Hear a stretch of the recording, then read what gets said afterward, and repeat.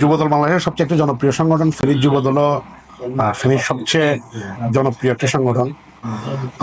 আমি এর আগে যুবদলের কমিটিতে সাধারণ সম্পাদক হিসেবে দায়িত্ব পালন করেছি।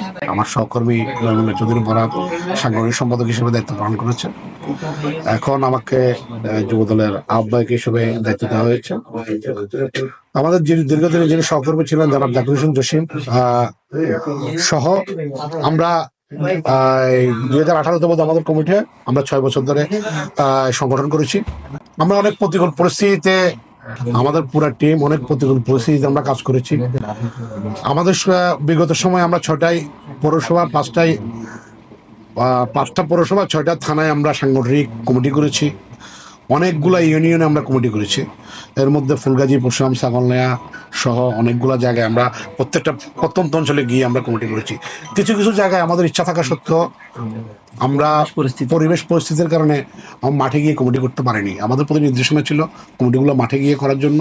তো অনেকগুলো জায়গায় আমরা প্রতিকূল পরিস্থিতিতে করতে পারিনি। তো আমরা আশা করব আজকে আপনি যে যুবদল দেখছেন, একটি গতিশীল যুবদল, এটা ধারাবাহিকভাবেই হয়ে আসছে।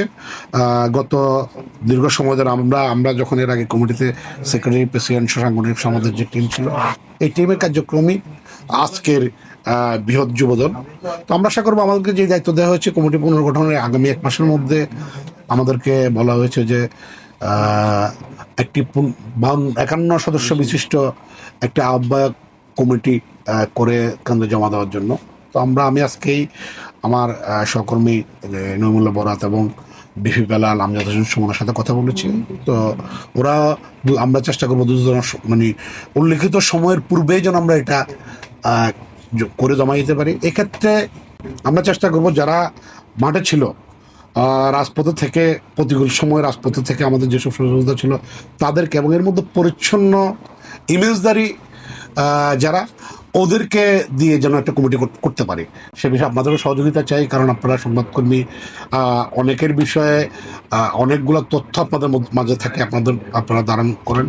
ওই তথ্য আমি আপনাদের প্রয়োজন, আপনাদেরও সহযোগিতা নেব। তো এই বিষয়ে আমরা খুব দ্রুত সময়ের মধ্যে করব। আর আরেকটি বিষয়ে আপনাদের মাধ্যমে আমি যারা আমাদের যে কমিটি হয়েছে, আমি কিছু মানুষের প্রতি আমার কৃতজ্ঞতা প্রকাশ করতে চাই। আমি সর্বপ্রথম মহান রাব্বুল আলমীর কাছে কৃতজ্ঞতা প্রকাশ করি।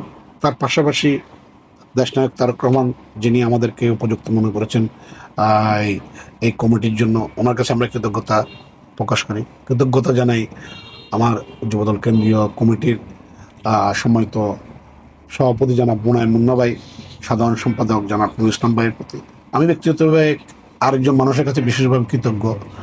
উনি হচ্ছেন ঢাকা মহানগর বিএনপির বর্তমান দক্ষিণ বিএনপির আহ্বায়ক জনাব রফিকুল আলম মজনু ভাই, যিনি আমাকে অনেকটা ছোট ভাইয়ের মতো স্নেহ করেন, এবং উনি আমার উপর আস্থা রেখে আমার জন্য পার্টির হাইকমান্ডকে সুপারিশ করেছেন।